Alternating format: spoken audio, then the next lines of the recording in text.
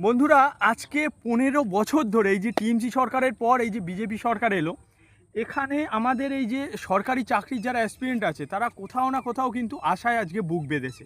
তাদের মনে একটা আশার সঞ্চার হয়েছে যে এখন কিন্তু আমরা আমাদের যে পরিশ্রম এত দিনের এই যে 20 বছর এই যে 25 বছরের যে পরিশ্রম তার ফল কিন্তু কোথাও না কোথাও আমরা পাবো। তারা আজকে আবার বই খাতা নিয়ে খুলে বসেছে একটা সরকারি চাকরি পাওয়ার জন্য, নিজের পরিবারের স্বপ্নটুকু সত্যি করার জন্য। কিন্তু এখানে গিয়ে আমরা দেখতে পাচ্ছি যে এই সরকার আজকে 100 দিন পূরণ হলো এই সরকার আসা থেকে, এখনও কিন্তু আমরা বিজ্ঞপ্তি নতুন করে কিন্তু দেখতে পাইনি, যদিও বলা হচ্ছে যে খুব তাড়াতাড়ি কিন্তু বিজ্ঞপ্তি আসতে চলেছে। তো এই মুহূর্তে একটাই কথা আমাদের এই যে শিক্ষিত যুব সমাজ তাদেরকে বলার, দেখো সরকারি চাকরি অবশ্যই ফার্স্ট প্রায়োরিটি, এর উপরে কিছু হয়ই না। একটা সরকারি চাকরি কিন্তু একটা পরিবারের পুরো পরিবারের অবস্থার পরিবর্তন করতে পারে, এটাকে সব সময় তোমাকে রাখতে হবে ফার্স্ট প্রায়োরিটিতে। কিন্তু জীবনের যুদ্ধটা কিন্তু আরও অনেক বড়।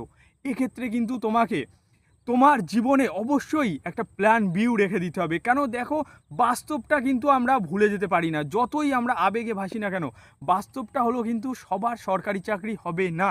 সরকারি চাকরির পার্সেন্টেজ কিন্তু 1% থেকেও কম। ফলে চেষ্টা করতে হবে সেই 100 জনের মধ্যে একজন যেন আমি হতে পারি, কিন্তু বাকি 99 জনও কিন্তু থাকবে, সেটাও মাথায় রাখতে হবে। ফলে কোথাও না কোথাও একটা প্ল্যান বি অবশ্যই নিজের মাইন্ডে সেট করে রাখবে, নিজের সাবকনসিয়াস মাইন্ডে। সেটাকে নিজের মাথায় সবসময় আসতে দেবে না, কিন্তু যেন প্ল্যান থাকে জীবন যুদ্ধে যেন তুমি হেরে না যাও, ভেসে না যাও।